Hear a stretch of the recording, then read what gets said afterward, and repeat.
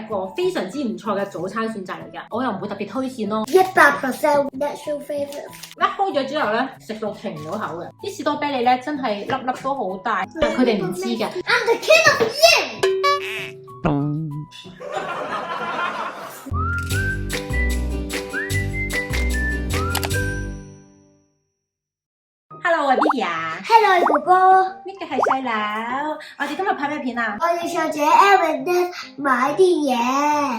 今日條片咧就想同大家分享翻一啲我喺馬莎入邊咧好推薦嘅產品。咁買完之後咧，我發覺原來90%咧都係食物嚟嘅。咁所以呢條片咧，我哋就會一路食一路同大家去介紹呢一堆嘅食物嘅。係啊。以前喺香港住嗰陣咧，我去得最多嘅超級市場就係百佳或者惠康啦。咁間唔時都會行下 City Super 嘅。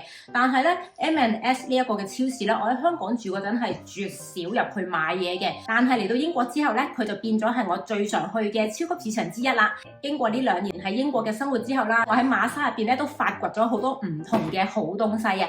咁呢條片咧就逐一同大家分享翻啦。首先講咗一啲喺雪櫃嘅食物先啦。咁介紹完之後，我就要即刻將佢放翻雪櫃啦。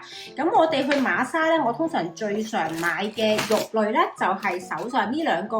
呢一個咧就係佢嘅牛辣條。呢個牛辣條咧，佢個肉味都係好香啦，而且個口感咧係好嫩滑嘅。平時咧我就會將佢切件攞嚟炆牛腩啦，或者係有陣時打邊爐嘅時候咧就自己切薄片咁樣用都 OK。咁價錢嚟講咧，我覺得唔算貴嘅。咁我手上呢度咧，佢個重量係912 gram， 咁個價錢咧就係12.08磅嘅啫。佢呢個牛辣條咧係放冰格嘅，所以你買到翻屋企之後咧，其實你放翻冰格咧，佢就可以係儲存好耐嘅時間啦。我手上呢一盒咧，佢就可以擺到26年嘅8月份噶啦。然後咧，我係好中意買馬莎嘅雞肉嘅。我記得我之前嘅片都有講過，英國呢一邊啲雞肉咧，其實買翻嚟咧都係好污糟嘅。咁買完之後咧，都要花好多嘅時間去到清洗啦。咁但係馬莎嘅雞肉咧，就係我買過咁多間超市嚟講咧，佢係最乾淨嘅。買完翻嚟咧，基本上你係唔需要點樣去清洗或者係處理，就已經可以煮得噶啦。我手上呢一盒咧就係雞全翼嚟。咁我記得我買嗰日咧，佢係2磅都唔使就有1盒噶啦。如果大家都係好中意食雞肉，但係你又好怕要洗雞嘅話咧，咁記得去馬莎嗰度試下買佢嘅雞肉，真係冇介紹錯噶。之後呢一個要放冰箱嘅咧就係細佬最中意嘅芝士蛋糕，呢個係馬莎自己出嘅甜品嚟嘅。佢仲有啲芝士喺入邊。呢個蛋糕咧，佢嘅芝士味道係非常之香濃，然後咧佢個甜度係好適中，絕對唔係嗰一啲外國好死甜嗰一啲嘅甜品味道嚟嘅。佢個蛋糕咧係有咁大個嘅，咁平時咧我都會買定放喺屋企嘅冰箱啦。如果想食甜品嘅時候咧就可以食啦。咁或者有陣時要去朋友屋企咧，我都會帶過去同朋友一齊分享。不過就要留意翻呢個蛋糕咧，唔係拎出嚟就可以即刻食嘅，佢係要放翻室溫，回一回溫之後咧，先至可以開嚟食嘅。跟住我想講，每個禮拜我去馬莎必定買嘅3樣嘢咧，分別就係牛奶啦、生果同埋蔬菜啦。因為我發覺咧呢幾樣嘢馬莎嘅 quality 係最好嘅，同埋佢嘅價錢咧其實唔會比其他超市係貴好多。所以呢幾樣嘢咧，我90%都會喺馬莎嗰度入貨嘅。生果嚟講 ，BBS 最中意食嘅咧就係士多啤梨。馬莎嘅士多啤梨咧，基本上係亂買都唔會出錯嘅，買親咧都係好甜啦、好多汁啦，係好好食。我手上呢盒咧係3磅9，就已經係有400 gram 噶啦。啲士多啤梨咧真係粒粒都好大，同埋好靚嘅個顏色。同埋咧呢個士多啤梨因為我試咗，我覺得好好味。另外一樣哥哥好中意嘅生果咧就係柑。呢一啲柑咧都係好甜好多汁嘅，同埋佢好容易搣嘅。我記得前年水欣過嚟英國探我嘅時候咧，佢都係好中意食呢一啲柑。我冇記錯嘅話咧，佢好似直頭買咗一袋帶翻香港添嘅。係，然後我哋講一樣你哋好想食嘅，呢個係咩嚟㗎？雪糕。本身我想同大家推薦佢哋呢一個系列嘅椰子味雪糕，但係嗰日我去買嘅時候咧冇晒貨，然後行咗幾間馬莎咧都買唔到，可能最近天氣太熱啦，所以都俾大家搶購一空。於是乎咧，我就買咗呢一個網上都好多人推薦，但係我未試過嘅開心果味。好味啫。佢有好香嘅開心果味道啦，然後咧佢個甜味咧唔係好甜嘅，佢裡面就唔會真係有一啲開心果嘅粒粒喺入邊嘅，佢個口感就係好滑嘅雪糕咯。但係個人嚟講咧，我都係中意佢椰子味嗰隻多啲嘅。如果大家咧行開瑪莎見到呢一個系列嘅椰子味雪糕，記得千祈唔好放過，一定要買翻屋企試下。跟住咧要推薦下大家試呢一個嘅芝士，佢有啲 Cadbury 喺入邊嘅，咁所以食落口嘅時候咧，你唔係淨係食到芝士嘅味道，你仲會食到一啲酸酸甜甜嗰一啲嘅梅味嘅。平時咧我就會搽埋麵包咁樣俾佢哋食嘅，咁就唔使下下搽麵包嘅時候咧，就淨係搽果醬或者係牛油呢一啲咁甜咁唔健康嘅嘢咯。然後細佬就要求我介紹咗呢一個先，因為佢好想食。呢個係咩嚟嘅？ Cheese Pastry。佢呢個零食咧，呢個零食佢係有好香嘅芝士味啦，同埋好脆口啦。咁你打開之後咧，就會忍唔住咧，不停咁樣食係嘛？同埋跟住好快就會食晒成包噶啦。100% natural flavour。賣廣告咁。好，呢一個咧係佢哋好中意食嘅零食，而呢一個咧就係我好中意食嘅零食啦。咁成個系列咧有好多唔同嘅味道，但係我自己最中意咧都係佢呢一個 cheese and onion 嘅味道。一開咗之後咧，又係會不停食，食到停唔到口嘅。你中意邊個多啲啊？你咧？哦，咁呢個就我食啦。好難啊！我想講咧，我自己都好中意食瑪莎嘅麵包嘅。bagel 嚟講咧，我自己最推薦嘅咧就係呢一款。呢個 bagel 咧係小麥粉做嘅，另外佢面頭咧係有嗰啲雜糧嗰啲嘅東西，所以麵包嚟講咧，佢算係比較健康嘅一種啦。平時我都係將佢攞嚟做早餐啦，簡單慶翻熱咧就食得噶啦。喺佢哋趕時間翻學嘅時候咧，呢一個麵包係一個非常之唔錯嘅早餐選擇嚟㗎。跟住講下呢一個先，其實網上面比較多人推薦咧，就係佢哋嘅龍蝦湯，但係我自己試過之後咧，我又覺得唔係話唔好飲嘅，但係我又唔會特別推薦咯。我自己會比較中意佢呢一個蘑菇松露湯，你可以見到佢係有少少結身嘅，咁佢唔係嗰一啲咧非常之流質嘅湯嚟嘅。平時咧我就中意攞佢嚟做意粉嘅醬啦，煮意粉嘅時候撈埋落去咧就係非常之好食。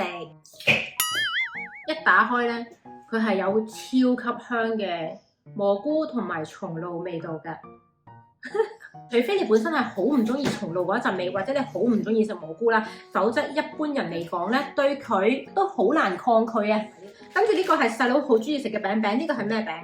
Oat crunch。平時翻學咧，佢哋嘅食物盒入邊都可以帶少少嘅餅乾啦。咁細佬咧就係好專一嘅，佢每個禮拜唔係應該話佢每日翻學咧要食嘅餅咧都係呢一個餅。不過我老師咧係唔俾我帶餅，因為咧我淨係可以有生果。因為佢哋係分開兩個班，然後佢哋兩個班嘅規矩係有少少唔同嘅，咁所以咧細佬先可以帶餅，哥哥就唔可以咯。係啦，咁講開餅咧，呢一個又係網上好多人推薦嘅東西嚟嘅，佢係瑪莎自己出品嘅曲奇餅。咁成個系列咧又係有好多唔同嘅味道啦，但係我哋最中意食嘅咧就係呢一個。如果大家去到瑪莎必定要揀一個味道去試嘅話咧，我係非常推薦大家食呢一個朱古力榛子味。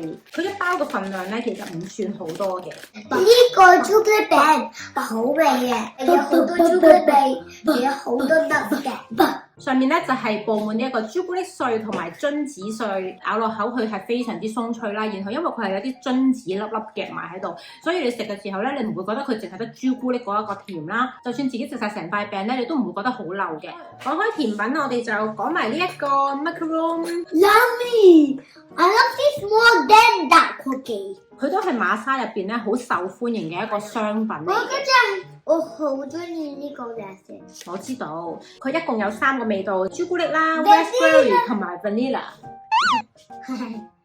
呢個 macaron 咧，佢外面好脆啦，咬落去咧就會係好煙韌嘅。我個 macaron 咧有啲 raspberry 在入邊，好好味。然後講咗一樣咧，唔係食物嘅東西先，但係都關嘢食事嘅。佢就係呢一個洗碗碟機用嘅粒粒，用呢一啲嘅清潔劑咧，最怕就係洗完之後咧，啲碗碟會有好大陣嗰啲嘅清潔劑味道喺度啊！我哋都試過啲牌子咧，用完之後洗出嚟嘅碗咧係好大陣清潔劑嘅味道，然後我真係頂唔順啊！咁所以咧，揾一隻洗完碗之後唔會有味嘅清潔劑咧係非常之緊要嘅。咁瑪莎呢一個咧就係其中一款啦，因為佢面頭呢層膠咧係水溶性嘅，所以拎出嚟之後就可以直接將佢掉落洗碗碟機嗰度用噶啦。唔知大家又有冇用過佢咧？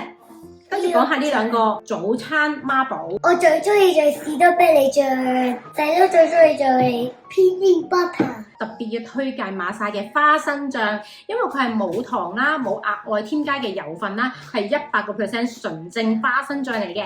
其實平時我最中意去買佢粗粒嗰隻花生醬，滑身呢一隻咧其實比較少買，但係咧我哋上個禮拜去買嘅時候行咗幾間馬莎咧都冇貨啊，咁所以今次咧就唯有買翻呢一隻冇花生粒粒嘅花生醬。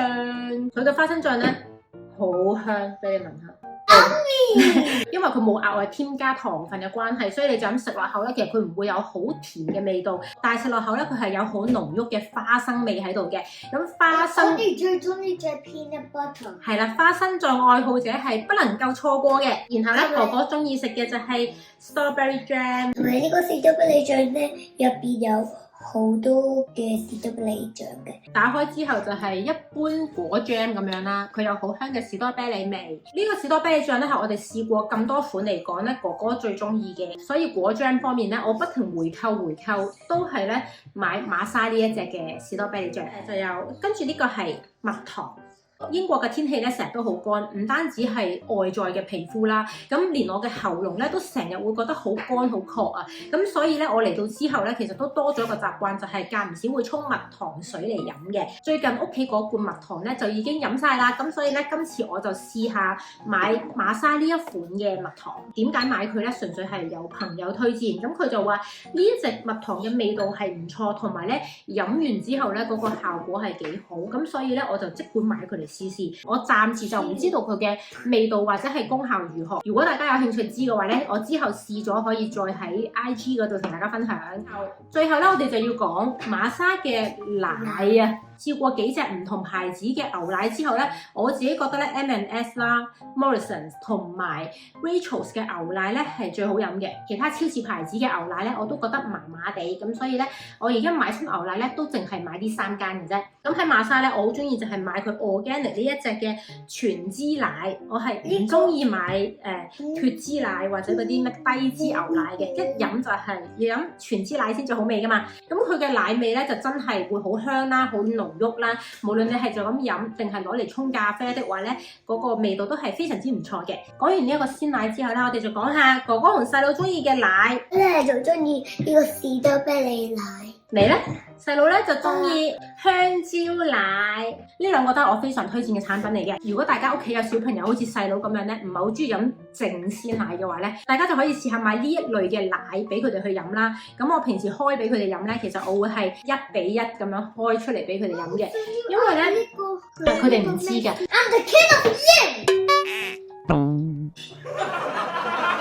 其實呢兩個奶嘅味道咧，我覺得本身佢唔算非常之甜，但因為俾小朋友飲，我又唔想佢哋真係食太多好甜嘅嘢，所以我先至會溝鮮奶嘅啫。但係如果大家唔介意俾小朋友食咁多甜嘢的話，其實你可以就咁開完之後直接俾佢哋飲都 OK 嘅。哇，飲晒啦！